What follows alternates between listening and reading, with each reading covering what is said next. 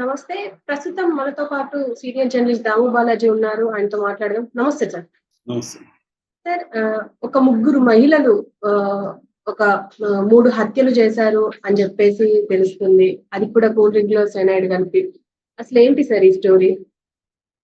యాక్చువల్‌గా మనం web series ఈ మధ్య కాలంలో పాపులర్ అయింది. అదేంటంటే 'కర్రీ అండ్ సైనైడ్' అని. సో 'కర్రీ అండ్ సైనైడ్' అంటే జూలీ అనే అమ్మాయి కేరళలో ఒక ఫ్యామిలీలో కర్రీలో సైనైడ్ కలిపి ఫ్యామిలీకి తినిపించి ఓవర్ ద కోర్స్ 10 ఏళ్లలోనో ఎప్పుడు కొంతమందిని చంపేసుకుంటా వచ్చింది. అది ఇండియాలోనే పాపులర్ సీరియల్ కిల్లింగ్ కేసు అన్నమాట. దాని మీద వెబ్ సిరీస్ కూడా తీశారు. దాని పేరు 'కర్రీ అండ్ సైనైడ్'. అది వెరీ హిట్ అయింది కూడా. ఇప్పుడు మన ఆంధ్రప్రదేశ్లో తెనాలి దగ్గర ముగ్గురు మహిళలు ఇలాంటి మెథడ్స్లోని కూల్ డ్రింక్లో లేదా మద్యంలో సైనైడ్ కలిపి నలుగురిని చంపేశారు. అది ఎలా జరిగింది ఏంది అనేది ఇప్పుడు మనం చూద్దాం. ఇది ఒక షాకింగ్గానే ఉంది. ఈ మధ్యకాలంలో మనం వినలేదు ఇట్లాంటి స్టోరీని. దీని మీద కూడా వెబ్ సిరీస్ తీయాల్సిన సబ్జెక్ట్ ఇది. ఇది గుంటూరు ఎస్పీ సతీష్ కుమార్ నిన్న కొన్ని విషయాలు చెప్పాడు ఆయన. ఇది ఆయన ఏం చెప్పాడని చూద్దాం. ఏమైందంటే మొన్న చేబ్రోల్ మండలం, గుంటూరు జిల్లా చేబ్రోల్ మండలంలో వడ్లమూడి దగ్గర ఒక డెడ్ బాడీ దొరికింది. ఆ మహిళా డెడ్ బాడీ. అది గుర్తు తెలియకుండా ఉంది, అంటే కుళ్ళిపోయింది. దాంతో వీళ్ళు దాన్ని మామూలుగా అనుమానాస్పద మృతిగా నమోదు చేసుకున్నారు. పైన ఏమి గాయాలు లేవు, అంటే గాయాలున్నా కూడా తెలియదు కుళ్ళిపోయింటాయి కదా. సో వాళ్ళు పోస్ట్ మార్టానికి పంపించారు, అనుమానాస్పద మృతిగా నమోదు చేసుకుని. అయితే పోస్ట్ మార్టంలో ఆమె కడుపులో సైనైడ్ ఆనవాళ్ళు కనబడ్డాయి. దాంతో వాళ్ళకి డౌట్ వచ్చింది. సైనైడ్ అంటే ఒకటి ఆత్మహత్య అయినా ఉండాలి, లేదా హత్య అయినా ఉండాలి. కాబట్టి వాళ్ళకి అనుమానం అయితే ఇది హత్య అయిండొచ్చు అనే అనుమానం వచ్చి హత్య కేసుగా నమోదు చేసుకొని విచారణ ప్రారంభించారు. ఆమె ఎవరు ఏంటంటే, ఆమె తెనాలి దగ్గర ఎడ్ల లింగయ్య కాలనీ ఉంది. తెనాలిలో ఎడ్ల లింగయ్య కాలనీకి సంబంధించిన నాగూర్బి అనే ఒక మహిళా శవం అని తేలింది. సో ఈ నాగూర్బి ఎవరు, ఆమెను చంపే అవకాశం ఎవరికి ఉంటుంది అన్న యాంగిల్లో పోలీసులు విచారణ మొదలుపెట్టారు. సో అప్పుడు వాళ్ళకి ఏమర్థమైందంటే, నాగూర్బికి రజని అనే ఒక ఆమెకు డబ్బులు ఇచ్చింది నాగూర్బి. ఈ రజనీని ప్రెజర్ చేస్తుంది, నా డబ్బులు నాకు ఇచ్చేయమని. అప్పుడప్పుడు వీళ్ళిద్దరి మధ్య గొడవలు జరుగుతున్నాయి అనేది తెలిసింది. దాంతో వాళ్ళు రజనీని అదుపులోకి తీసుకొని సోకాల్డ్ తమదైన పద్ధతులు అంటారు కదా, అంటే రజనీని కొట్టారు. కొట్టి చెప్తే అప్పుడు రజనీ అనేక విషయాలు బయటపడుతుంది. ఇది ఆమె ఏం చెప్పిందంటే, ఇక్కడ ఒక తల్లి కూతుర్ల కథ చెప్పుకోవాలి. ఆ తల్లి పేరు రమణమ్మ, ఆమెకు 60 ఏళ్ళు. వెంకటేశ్వరి 32 ఏళ్ళు. ఈ వెంకటేశ్వరి అనే ఆమె గతంలో కంబోడియాకి వెళ్ళింది. కంబోడియాలో ఈమె ఏం చేసిందంటే, అక్కడ సైబర్ క్రైమ్స్లో ఈమె పాల్గొనింది. నేను ఆల్రెడీ మన ఛానల్ ఒక స్టోరీ చేశాను, కంబోడియాలో సైబర్ క్రైమ్స్. కంబోడియాలో చైనా వాళ్ళు ఇండియన్స్ని కొంతమందిని తీసుకెళ్తారు, ఉద్యోగాలు ఇప్పిస్తామని ఏజెంట్ల ద్వారా ఇండియన్స్ తీసుకురా. ఆ మధ్య వైజాగ్లో ఇది పెద్ద స్కామ్ బయటపడింది. వీళ్ళు తెలుగు వాళ్ళని కొంతమందిని అక్కడికి తీసుకెళ్ళి అక్కడ సైబర్ సెంటర్ ఒకటి ఉంటుంది. ఈ సైబర్ సెంటర్ ఏం చేస్తారంటే, అక్కడ కూర్చొని తెలుగు వాళ్ళని మోసం చేసే కార్యక్రమం సైబర్ క్రైమ్స్. ఫర్ ఎగ్జాంపుల్ ఏం జరుగుతుందంటే, ఇప్పుడు నువ్వు ఉన్నావు, నీ ఫోన్ నెంబర్ వాళ్ళు పట్టుకుంటారు, వాళ్ళు నీకు ఫోన్ చేస్తారు. తెలుగులో ఫోన్ చేసి ఆ సెటప్ అంతా ఎలా ఉంటుంది, వీడియో కాల్ చేస్తారు. ఆ సెటప్ అంతా ఎలా ఉంటుందంటే, ఒక ఐఏఎస్ ఆఫీసరు ఛాంబర్ లాగా ఉంటుంది, పోలీస్ ఛాంబర్ లాగా. నీకు చేసి, మేము ముంబై క్రైమ్ బ్రాంచ్ నుంచి మాట్లాడుతున్నాం, నీకు ఒక పార్సిల్ వచ్చింది, దాన్ని మేము మధ్యలోనే పట్టుకున్నాం. ఆ పార్సల్లో నీకు డ్రగ్స్ ఉన్నాయి. సో నిన్ను ఇప్పుడు అరెస్ట్ చేయబోతున్నారు మా వాళ్ళు. నీ ఆధార్ కార్డ్ నెంబర్ ఇది, నీ డీటెయిల్స్, నీ అడ్రస్ ఇది అనేది అన్నీ చెప్తారు. నీకు ఒక్కసారికి భయం అవుతుంది. సార్ నేను ఎక్కడ ఆర్డర్ ఇవ్వలేదు సార్, నాకెందుకు లేదు, మాకు నీ అడ్రస్తో చెప్తున్నాం కదా, నీ అడ్రస్కి వచ్చింది, ఇదిగో కవర్ చూడు, నీ అడ్రస్కి వచ్చింది, కాబట్టి ఇప్పుడు నేను అరెస్ట్ చేస్తున్నాం అని మొదలు పెడతారు. దాంతో మనకి భయం స్టార్ట్ అవుతుంది. అక్కడి నుంచి మెల్లగా ఇచ్చేసి నీ దగ్గర డబ్బులు లాగేస్తారు.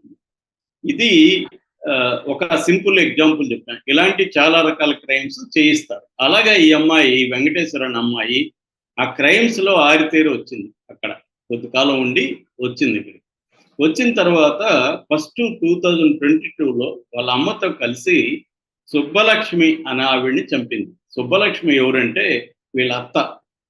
సుబ్బలక్ష్మిని ఎందుకు చంపిందంటే, సుబ్బలక్ష్మి దగ్గర మంచిగా డబ్బులు, నగలు ఉన్నాయి. సో, ఆమె కొద్దిగా మద్యం తాగే అలవాటు ఉంది సుబ్బలక్ష్మి. అందుకని ఈ అమ్మాయికి ఆల్రెడీ క్రైమ్ నాలెడ్జ్ ఉంది కాబట్టి, ఇక్కడ తెలిసినోళ్ళ దగ్గర సైనైడ్ సంపాదించి, ఈ సుబ్బలక్ష్మికి మందు మందులో ఈ ఆల్కహాల్‌లో ఈ సైనైడ్ కలిపి తాగిచ్చేసింది. చనిపోయినారు. ఏదో ఆమెకు ఆరోగ్యం బాలేక చనిపోయినారని దొంగేడుపులు ఏడ్చి ఆమెను దహనం చేసేసారు. ఎవరికీ డౌట్ రాలేదు. కేసు కాలేదు. దాని తర్వాత 2023 ఆగస్టులో నాగమ్మ అనే ఇంకొక ఆమెని చంపేశారు. నాగమ్మ ఎవరంటే వీళ్ళకి 20,000 అప్పిచ్చింది. 20,000 రిటర్న్ ఇవ్వమని ఆమె డిమాండ్ చేస్తుంది. దాంతో వీళ్ళకి ఆల్రెడీ తెలిసిపోయింది కదా ఎలా చంపాలో సింపుల్‌గా. సో, ఈమెకి ఏం చేశారంటే ఈమె మందు తాగదు కాబట్టి కూల్ డ్రింక్ థమ్స్ అప్‌లో మళ్ళీ సైనైడ్ కలిపి ఈమెకు తాగిచ్చేశారు. ఆమె చనిపోయింది. ఆ 20,000 వీళ్ళకి మిగిలింది. దాంతో పాటు ఆమె నగలు అవన్నీ కూడా వీళ్ళు దొంగిలించారు. అదయిపోయింది. ఇప్పుడు మళ్ళీ 2024 ఏప్రిల్‌లో లేటెస్ట్‌గా మోషే అనే ఒక అతన్ని చంపేశారు. ఎందుకంటే భూదేవి అనే ఆవిడ వీళ్ళకి ఫ్రెండ్. ఈ భూదేవి మొగుడు పేరే భర్త పేరే మోషే. భూదేవి వచ్చి ఏడుస్తూ ఇట్లా మా మొగుడు నన్ను చిత్రహింసలు పెడుతున్నాడు, తాగేసి వచ్చి అరెస్ట్ చేస్తున్నాడు అని చెప్తే, అయితే మీ మొగుడిని వేసేద్దాము, మాకు నువ్వు ఇంత నగలు ఇంత డబ్బులు ఇవ్వు అని చెప్పింది. అంటే ఇక్కడ వీళ్ళు కిరాయి అవతారం కూడా ఎత్తారు, సుపారీ కిల్లింగ్ అనమాట. సో వీళ్ళు ఏం చేశారు, తల్లి కూతుర్లు ఈ వెంకటేశ్వరి అండ్ రమణమ్మ ఆ భూదేవితో డీల్ కుదుర్చుకొని ఈ మోషే మందు తాగుతాడు కాబట్టి మోషే మందులు మళ్ళీ సైనైడ్ కలిపి అతన్ని చంపేశారు. చంపేసి ఆ నగల వీటిని తీసుకున్నారు. ఈ కేసు కూడా బయటకు రాలేదు. అంటే ఈ 3 హత్యలు ఇప్పటి వరకు పోలీసుల దృష్టికి రాలేదు. ఎందుకంటే అవి హత్యలని ఎవరు అనుకోలేదు, మామూలుగా చనిపోయారని అనుకున్నారు. అయితే వీళ్ళ బ్యాడ్ లక్ నాగూర్పి ఈమె శవం దొరకడం, ఆ శవాన్ని వీళ్ళు మేనేజ్ చేసుకోలేకపోవడం ఇక్కడ ఫెయిల్ అయినట్టు కనపడుతుంది. రజనీ కొత్త క్యారెక్టర్ కూడా యాడ్ అయింది. ఎందుకంటే ఈ నాగూర్పి రజనీకి అప్పించింది, రజనీ వీళ్ళకి తెలుసు, వీళ్ళకి ఆమె మళ్ళీ ఇక్కడ సుపారీ కిల్లింగ్, మీరు కానీ నాగూర్పిని చంపితే నేను మీకు డబ్బులు ఇస్తానని చెప్పింది. అలాగే వీళ్ళకి అలవాటు అయిపోయింది కదా. ఎప్పుడైనా కూడా ఏమవుతుందంటే మనిషిని ఫస్ట్ చంపడం కష్టంగా ఉండొచ్చు, రెండోసారి మూడోసారి ఈజీ అయిపోతుంది. ఎందుకంటే చంపే మెథడు, చంపిన తర్వాత ఏమవుతుంది మొత్తం వీళ్ళకి తెలిసిపోయింది క్లారిటీగా. అలాగే వీళ్ళు నాగూర్పి 4వ హత్య కూడా సులభంగా చేశారు.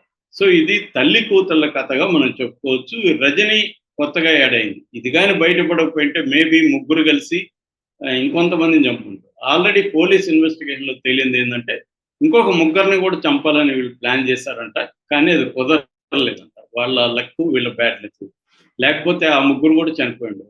అంటే వీళ్ళు ఇదే వృత్తిలో కంటిన్యూ అవుదామని డిసైడ్ అయ్యారు.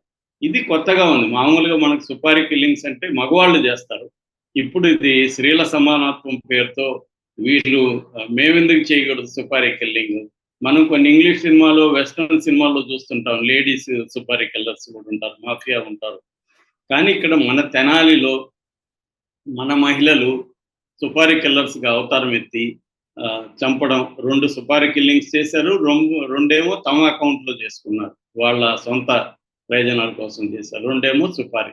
అంటే మెల్లమెల్లగా వీళ్ళు సుపారీ వైపు వెళ్తున్నప్పుడు దొరికిపోయారు. సో ఇది ఇప్పుడు సంచలనం క్రియేట్ అయింది. అంటే ఈ మధ్య కాలంలో ఇలాగా ఒక తల్లి కూతురు, ఇక్కడ మళ్ళీ ఇంట్రెస్టింగ్ డ్రామా, తల్లి కూతురే హంతకులుగా మారి 4 హత్యలు చేయడం, వాళ్ళకి ఇంకొక ఆవిడ యాడ్ అవ్వడం, ఈమె కూడా కంటిన్యూ అయింటే ఇంకొంత ముగ్గురు కలిసి సుపారీ కిల్లింగ్ చేసి ఉండేవాళ్ళు. సో ఇది సీరియల్ కిల్లర్స్ అంటున్నారు, కానీ ఇది సీరియల్ కిల్లింగ్ అనేది కూడా అనొచ్చు, కానీ నిజానికి సీరియల్ కిల్లింగ్ కంటే కూడా ఇది సుపారీ కిల్లింగ్ అని మనం చెప్పచ్చు. అట్లాగే సైనైడ్ అనేది కామన్గా 4 మర్డర్లలో కూడా సైనైడ్ని వీళ్ళు వాడడం మొదలుపెట్టారు. ఇప్పుడు పోలీసుల రంగంలో దిగి వీళ్ళకి హెల్ప్ చేసిన వాళ్ళని, ఆ సైనైడ్ అమ్మిన వాళ్ళని, వాళ్ళంతా కూడా అదుపులోకి తీసుకున్నట్టు తెలుస్తుంది. వీళ్ళని కోర్టుకు పెట్టే అవకాశం ఉంది. వీళ్ళ ఎంతవరకు వీళ్ళ మీద ఈ హత్యా నేరాలని ప్రూవ్ చేయగలుగుతారు అనే దాన్ని బట్టి వీళ్ళకి శిక్షలు పడే అవకాశం కూడా ఉంది. అంటే ఈ మధ్యకాలంలో నేను మన ఛానల్లో చాలా వీడియోలు చేశాను. ఫిమేల్ క్రైమ్స్ అనేవి ఇండియాలో పెరుగుతున్నాయి. ఇది ఒక డిఫరెంట్ క్రైమ్ గా చెప్పుకోవచ్చు. దీని మీద కూడా సినిమానో వెబ్ సిరీస్ వచ్చే అవకాశాలు అయితే కనిపిస్తున్నాయి. Okay sir, thank you.